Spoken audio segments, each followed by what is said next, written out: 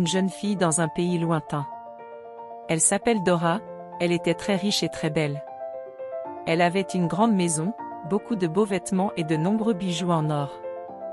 Son père lui a donné tout cet argent avant de rendre l'âme. Tout le monde dans le village dit waouh en la voyant. Mais Dora était un peu différente.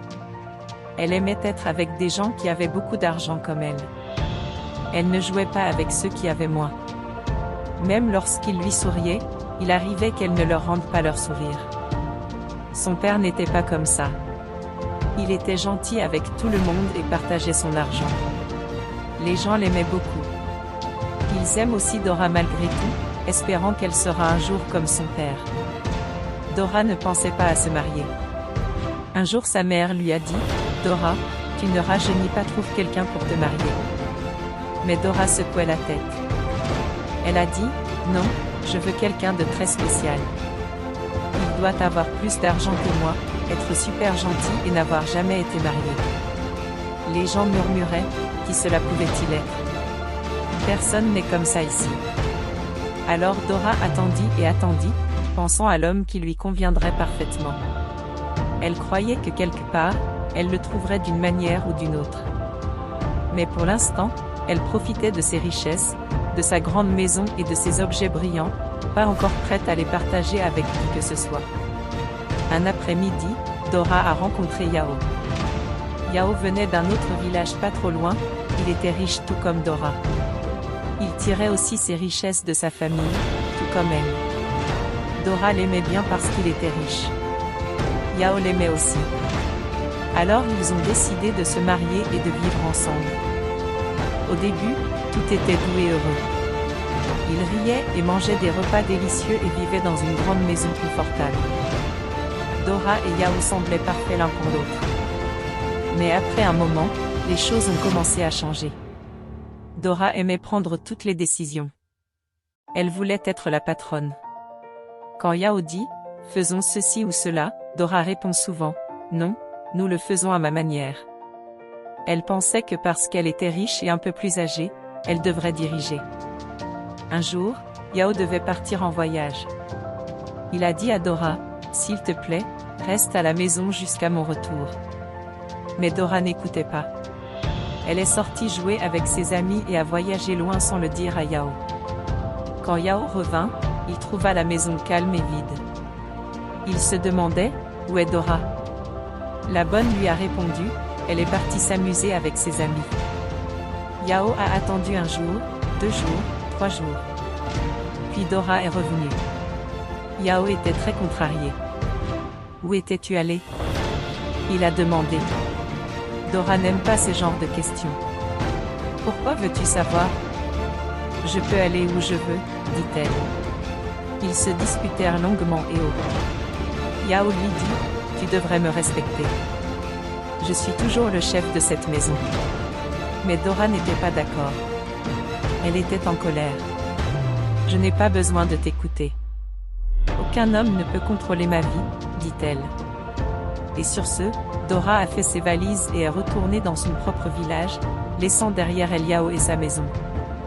Elle était de nouveau célibataire, de retour dans sa grande maison, pensant à ce qui s'était passé. Les gens du village chuchotaient à propos de Dora et de Yao, se demandant ce qui allait se passer ensuite. La mère de Dora était triste aussi. Elle a dit « Aucun mariage n'est parfait, Dora. » Mais Dora ne voulait pas l'entendre. Elle pensait qu'elle trouverait simplement un autre homme, un homme meilleur cette fois. Après avoir quitté Yao, Dora a rencontré Kofi. Kofi n'était pas riche comme Yao ou Dora, mais il avait un grand cœur. C'était l'homme le plus gentil du village. Dora pensa, eh bien, il est très attentionné. C'est une chose que je voulais. Dora et Kofi ont donc décidé de se marier. Comme Kofi n'était pas aussi riche, il a dû emménager dans la grande maison de Dora. Il faisait tout pour rendre Dora heureuse. Il préparait de délicieux repas, nettoyait la maison jusqu'à ce qu'elle brille et donnait même des massages aux pieds à Dora après ses longues journées. Kofi achetait parfois de jolies robes à Dora avec le peu d'argent qu'il disposait. Il disait toujours « Je veux juste que tu souris Dora ». Pendant un moment, Dora a adoré. Elle était heureuse de pouvoir le contrôler. C'était comme si Dora était le mari et Kofi la femme. Elle se sentait comme une reine. Kofi était toujours là, s'assurant qu'elle était à l'aise et heureuse. Mais bientôt, Dora a commencé à sentir qu'il manquait quelque chose. Dora a vu que Kofi ne rapportait pas d'argent. Il passait ses journées à s'assurer qu'elle était heureuse. Mais la grande maison et les choses brillantes avaient besoin d'argent pour rester.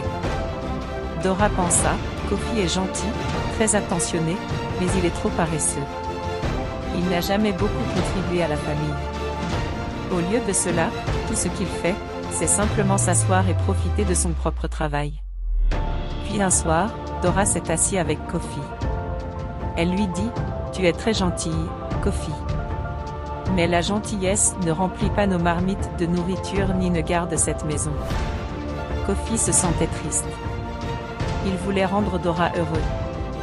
Mais il ne savait pas comment faire sans argent. La mère de Dora lui a parlé. « Dora, tu dois choisir. Veux-tu la gentillesse de Kofi ou quelqu'un qui rapporte de l'argent? Un homme qui a autant de temps pour s'occuper jour et nuit aurait à peine beaucoup de temps pour travailler, ma chère. » Dora réfléchit longuement. Finalement, dit-elle, j'ai besoin de plus que de la gentillesse. Alors Dora a dit à Kofi, tu dois partir. Tu n'es pas le mari dont j'ai besoin. Kofi était très triste, mais il a fait ses valises et est parti. Dora était de nouveau seule. Elle avait tout ce qu'elle voulait dans sa grande maison. Mais elle n'était pas contente. La gentillesse de Kofi lui manquait mais elle n'en voulait plus. Les villageois chuchotaient, Dora a renvoyé un autre mari. Que va-t-elle faire maintenant? Après le départ de Kofi, Dora s'est sentie un peu seule. Mais ensuite elle a rencontré Kolo. Kolo était comme un rêve. Tout ce qu'elle avait voulu chez un homme, il était beau. Il était riche. Très riche. Il était également gentil et attentionné et il n'avait jamais été marié. Dora pensa, waouh, Kolo est tout simplement parfait. Dora et Kolo se sont donc mariés et il semblait que Dora avait enfin trouvé son partenaire idéal. Kolo était tout ce que Dora voulait. Il lui achetait de belles choses, l'emmenait dans des endroits amusants et s'assurait toujours qu'elle souriait. Ils dansaient, riaient et leur maison était pleine de joie. Dora s'est sentie très chanceuse. Mais, après un certain temps, les choses ont recommencé à changer. Kolo était gentil et tout, mais Dora oubliait parfois d'être gentil en retour. Elle dit jamais s'il te plaît ou merci. Elle ne cuisinait ni ne nettoyait. Elle pensa, Kolo m'aime, donc je n'ai pas besoin de faire ces choses. Kolo avait des amis et de la famille qui venaient chez lui. Dora ne les accueillit pas gentiment. Elle dit juste toujours bonjour sans sourire. La famille de Kolo était très importante pour lui. Surtout ses parents. Mais Dora ne leur a jamais rendu visite ni aidé. Elle se dit, pourquoi devrais-je? Ils peuvent prendre soin d'eux-mêmes. Les parents de Kolo l'ont remarqué. Ils ont dit, Kolo, une femme doit être gentille et respectueuse. Pas seulement envers son mari, mais aussi envers sa famille. Ils étaient bouleversés. Ils ont dit à Kolo que Dora n'était pas fait pour leur famille. Kolo était triste, mais il savait que sa famille avait raison. Il aimait Dora, mais il savait aussi que le respect et la gentillesse étaient importants. Alors Kolo a parlé à Dora. Il lui a dit, nous ne pouvons pas être ensemble si tu ne me respectes pas, moi et ma famille. Dora était choquée. Elle ne s'y attendait pas, mais Kolo avait pris sa décision. Dora a fait ses valises et est retournée dans son village, à nouveau seule. De retour chez lui, Dora pensa à Kolo. Elle avait tout ce qu'elle voulait, mais elle n'était toujours pas contente. Elle a commencé à se poser des questions. Il ne s'agit peut-être pas seulement de trouver le mari parfait. Peut-être que je dois aussi être une meilleure épouse. Mais il était trop tard pour elle et Kolo. Car lorsque Dora est revenue dans son village après avoir quitté Kolo, elle a eu une grosse surprise. Une inondation était arrivée et avait emporté une grande partie du village, y compris les fermes qui faisaient la richesse de Dora. Du coup, Dora n'avait plus tout son argent. Sa grande maison ne paraissait pas si grande quand il n'y avait pas de nourriture à manger ni d'argent à dépenser. Dora et sa mère ont dû quitter leur grande maison. Elles ont emménagé dans une petite hutte, bien plus petite que partout où Dora avait jamais vécu. Au début, Dora s'est sentie très triste. Son lit moelleux, ses objets brillants et ses beaux vêtements lui manquaient. Désormais, elle portait des robes simples et aidait sa mère à cuisiner avec toute la nourriture qu'elle pouvait trouver. Vivant dans la petite cabane, Dora a commencé à beaucoup réfléchir. Elle se souvenait de Yao, Kofi et Kolo. Elle réfléchit à la façon dont elle avait agi avec eux. J'ai eu 3 bons maris, se disait-elle, mais je n'étais pas une bonne épouse. Je voulais être le patron avec Yao. Je n'aimais pas la gentillesse de Kofi et je ne respectais pas Kolo ni sa famille. Dora a réalisé qu'elle cherchait le mari parfait sans penser à ce que signifie être une bonne épouse. Je n'étais pas gentille, réalisa Dora. Je n'ai ni partagé ni aidé. Je pensais seulement à ce que je voulais. Dans la petite cabane, Dora a appris à vivre avec moi. Elle parlait à ses voisins, ce qu'elle avait ignoré lorsqu'elle était riche. Ils étaient gentils avec elle. Ils ont partagé leur nourriture et leurs histoires. Dora a également commencé à aider les autres. Elle partageait tout ce qu'elle et sa mère possédaient. Le cœur de Dora commença à changer dans la petite cabane. Elle a appris à dire s'il vous plaît et merci. Elle a appris à écouter et à ne pas toujours être la patronne. Elle a découvert qu'être riche d'argent n'était pas la même chose qu'être riche de cœur. Un jour, Dora a dit à sa mère, « J'avais tort. Ce n'était pas la faute de mon mari. C'était à moi.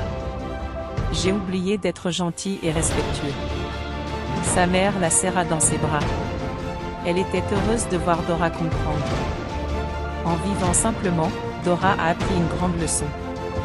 Elle a découvert qu'être heureux ne nécessite pas beaucoup d'argent ni d'être aux commandes. Le bonheur vient de la gentillesse, du partage et du respect des autres. Dora était prête à être non seulement riche mais aussi une bonne personne. Alors que Dora commençait à vivre sa nouvelle vie plus simple, elle a rencontré quelqu'un d'inattendu. Il s'appelait Goma. Il était très différent des hommes que Dora avait épousés auparavant.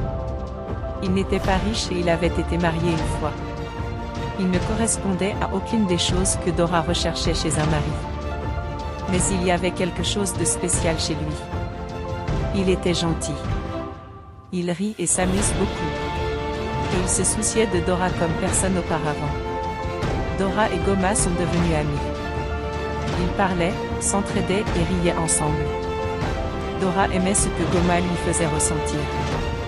Elle ne se souciait pas d'être riche ou d'être aux commandes. Avec Goma, elle n'était que Dora. Un jour, Goma a demandé à Dora si elle voulait l'épouser. Dora y réfléchit. Goma n'avait pas beaucoup d'argent. Il n'était pas ce qu'elle avait toujours dit qu'elle voulait. Mais Dora s'est rendue compte que ce n'était pas ces choses qui la rendaient heureuse.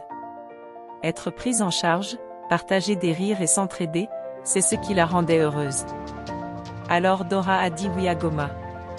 Ils se sont mariés et ont commencé leur vie ensemble dans cette petite cabane. C'était une vie heureuse, plus simple que celle de Dora auparavant, mais plus remplie à bien des égards. Goma et Dora n'avaient pas grand-chose, mais ils s'étaient connus. Ils ont partagé tout ce qu'ils avaient et ont travaillé ensemble pour faire de leur petite maison un lieu d'amour et de rire. Dora était fidèle à Goma.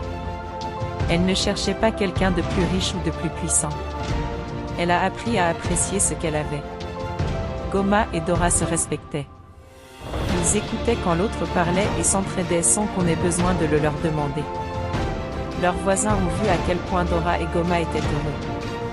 Ils ont vu à quel point Dora avait changé. Elle était plus gentille, elle souriait davantage et elle aidait les autres. Dora avait grandi. Elle a appris que le bonheur ne vient pas du fait d'avoir le plus d'argent ou d'être aux commandes. Le bonheur vient du fait de partager la vie avec quelqu'un qui se soucie de vous, d'être gentil et d'être satisfait de ce que vous avez. Le mariage de Dora et Goma ne ressemblait pas aux histoires de richesse et de palais. C'était une histoire de vrai bonheur, trouvée dans une petite cabane, avec des vêtements et une nourriture simple. Mais c'était leur histoire, et elle était remplie d'amour. Dora a finalement trouvé ce qu'elle cherchait, non pas dans la richesse ou le pouvoir, mais dans un cœur qui correspondait au sien. Dans le calme d'une belle soirée, Dora était assise devant sa petite cabane, regardant les étoiles. Elle pensa à son long voyage, depuis l'époque où elle vivait dans une grande maison avec beaucoup de choses brillantes jusqu'à aujourd'hui. Vivant simplement avec Gomain, son cœur était plein. Dora se souvient qu'elle pensait autrefois qu'avoir un mari riche, attentionné et jamais marié la rendrait heureuse. Elle avait épousé Yao, Kofi et Kolo, cherchant le bonheur dans ce qu'il pouvait lui donner ou dans ce qu'il lui faisait ressentir. Mais à chaque fois, il manquait quelque chose. Ce n'est que lorsque tout a changé, jusqu'à ce qu'elle ait perdu sa richesse et vécu une vie plus simple, que Dora a trouvé le vrai bonheur. Avec Gomain, Dora a appris que le bonheur ne consistait pas à être riche ou à diriger. Le bonheur était une question de partage, de compréhension et d'amour.